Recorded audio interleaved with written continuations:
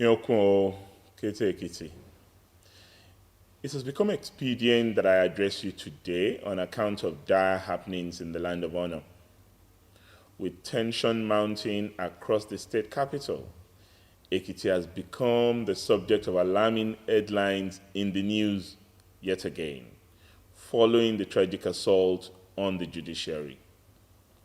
On Monday, September 22nd, thugs acting on the incitement of an interested party in a politically motivated case were involved in the sacrilegious sacking of the court whilst hearing in the political case was in progress. This happened in full glare of the law enforcement agents with inadequate response from them. Clearly, these brigands exceeded the limits of acceptable behavior, even in the most liberal of democracies, and ventured into the realm of blatant criminality with this desecration of the hallowed chambers of justice.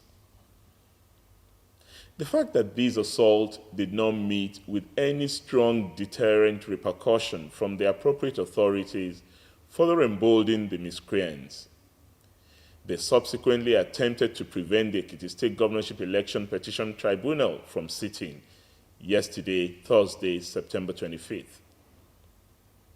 I am advised incontrovertibly that thugs acting on the command of Mr. Ayofayoshe, the governor-elect, who was also present to lend his clout to the travesty, brazenly assaulted a senior judge and beat him up whilst also tearing his clothes.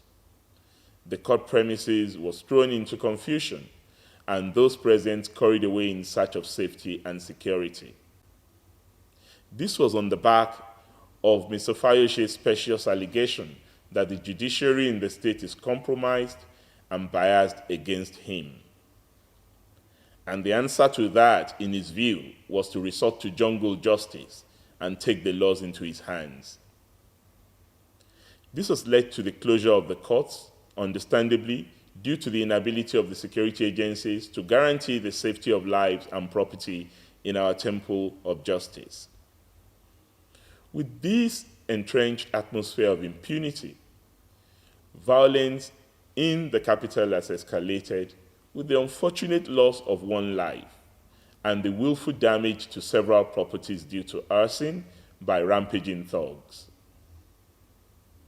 Since the beginning of this development on Monday, which is unprecedented in the recent history of our state, at least in the last 4 years, I have been in touch with the heads of all security agencies at the state and federal levels, urging them to act quickly and firmly in the interest of public law and order. It is worrisome that the slow and inadequate response has occasioned the avoidable escalation of violence in our otherwise peaceful state. Against this backdrop, it is understandable that not a few stakeholders have expressed concern about what the development portends for Ekiti State.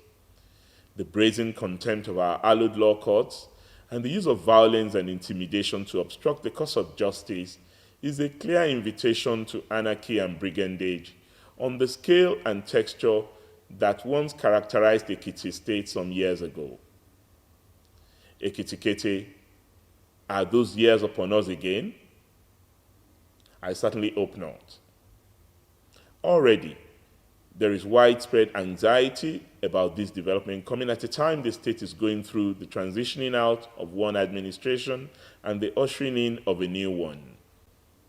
This is a very delicate period that all serious and peace-loving stakeholders must work together to ensure Ekiti State comes out stronger for it.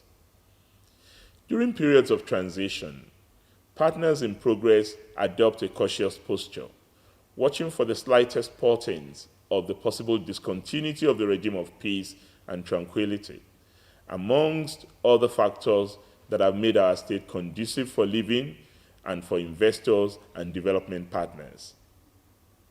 We must not disrupt our very bright prospects for sustained development. Considering the cases that have triggered the recent spate of violence are politically related, the political elite in our state from all disparate quarters must exercise caution.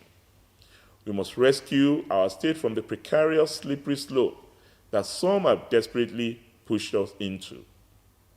We shall not imperil the very people we seek to serve by resorting to violence and brigandage. One does not burn down his homestead to establish his claim of ownership or leadership. Most assuredly, the cause of justice can only be delayed, but never truncated. The independence of the judiciary is an invaluable tenet of any democracy. Accordingly, I have this morning directed the Attorney General and Commissioner for Justice in the state to issue a legal advisory to the Chief Judge of the state and all the parties to the existing cases in the State High Court and the Ekiti State Governorship Elections Petitions Tribunal on the desirability of seeking an alternative venue for the hearing of these cases outside Ekiti State. The state can no longer afford to witness the bizarre spectacle of the beating up of judicial officers and wanton intimidation of lawyers and court personnel.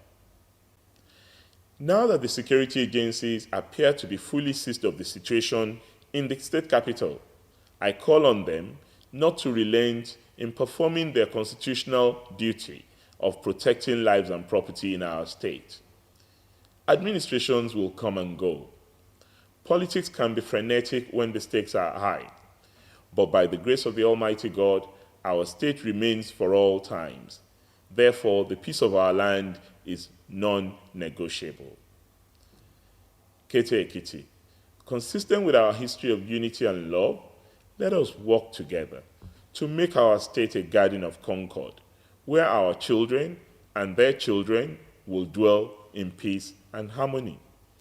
Even in the pursuit of politics and justice, let us conduct ourselves as kinsmen, bound by a shared love for Ekiti land, but differing only in the choice of instruments by which to accomplish the same goal.